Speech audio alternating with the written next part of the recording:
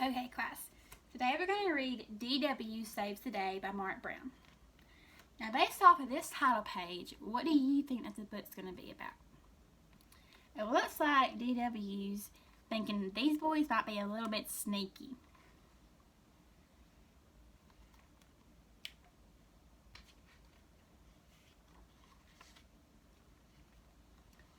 D.W. and Grandma Thora were going to the park for a picnic.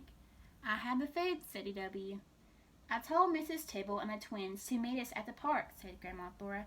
Oh no, thought D.W., not the Tibble twins. When D.W. got to the park, the Tibble twins were nowhere in sight.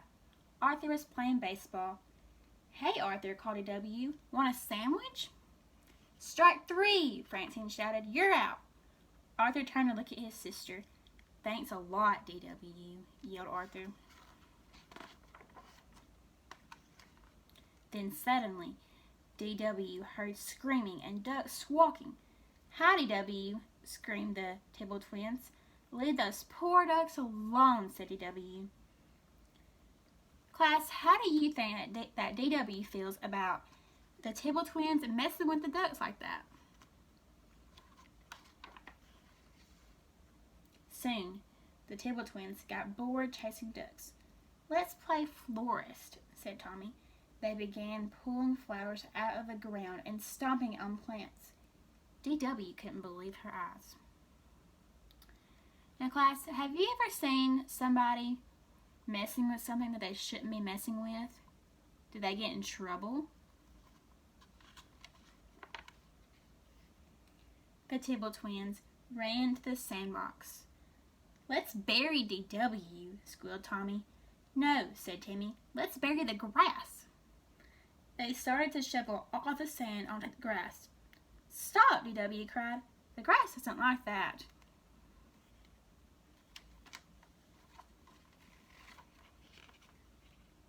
Time for lunch, called Grandma Thora.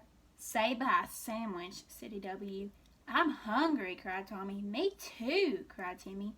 In seconds, food was everywhere. But the Tibble twins couldn't sit still for long. Let's catch butterflies, they shouted. Those poor butterflies, D.W. thought.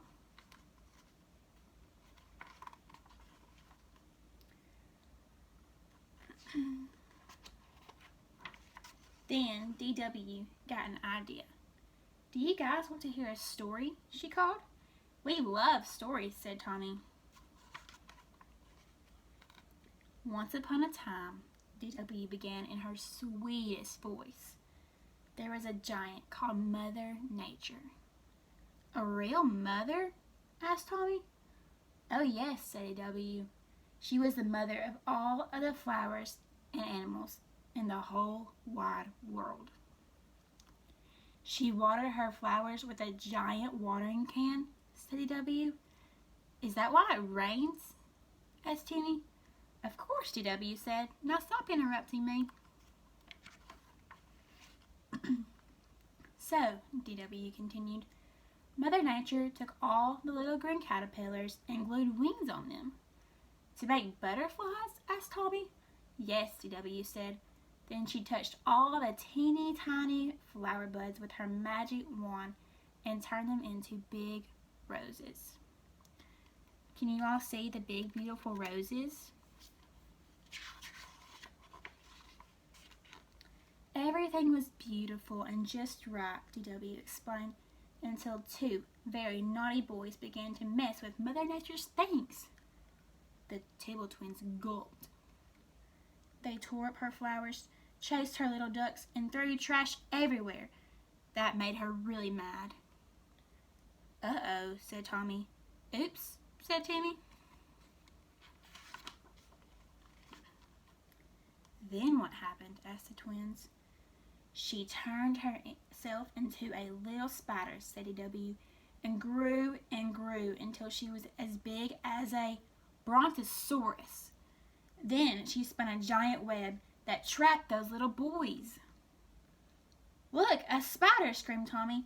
He pointed to a little spider crawling up DW's arm. "It's Mother Nature," screamed Timmy. "She's after us," cried Tommy. Can you see this little tiny spider crawling up DW's arm? "Run for your life!" the Tibble twins yelled. DW smiled. "Hi, Mother Nature," said Arthur. He waved to the spider. "We're sorry, Mother Nature," called the Tibble twins. "We promise to be nice to all of your stuff from now on." Now, class, why do you think DW told the twins this story? You think it was to entertain them? Or do you think it was to teach them a lesson, to be nice, and to take care of nature?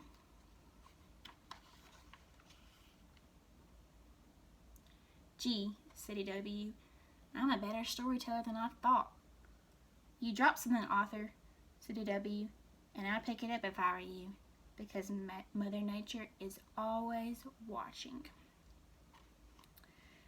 What do you think the author wants us to know after listening to DW's story? You think he wants us to be nice to nature and to pick up after ourselves? And what are some other ways that DW could have taught the twins a lesson?